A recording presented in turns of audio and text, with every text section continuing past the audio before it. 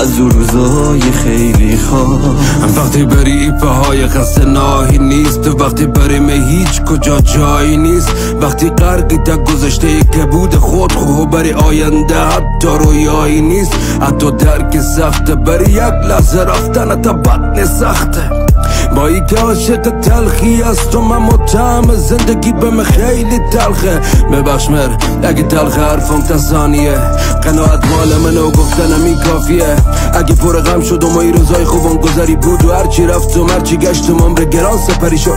اگه زندگی بعد یک قصه که ته نداره، فقط شکستی و مالتون و دیگه جای صحبت نداره. چرک دست مردم من آینده افغانستان، آینده ای خانه که فعلا شده ویران. نگاه کن تو زگزفتار، نگاه کن تو هر جایی است. خواستی ارباب بشی ولی خدنگی و یک هم مالا پس. نگاه کن به دنیای ما و نگاه کن به تاریکی، نگاه کن به استرس نه نصف برس و باریکی. میفهمی یک گاهی برسی با فوق دکترای زوری روزا خوشش نمیکن. به خاطر سکس با یک گوری زندگی به کام نبود، دود سیگار بود بکام.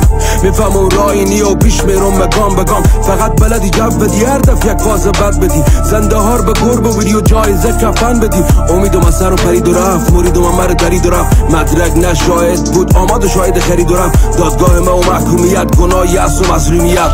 رأی دادگاه حکم صادره خودکشی. جالبه.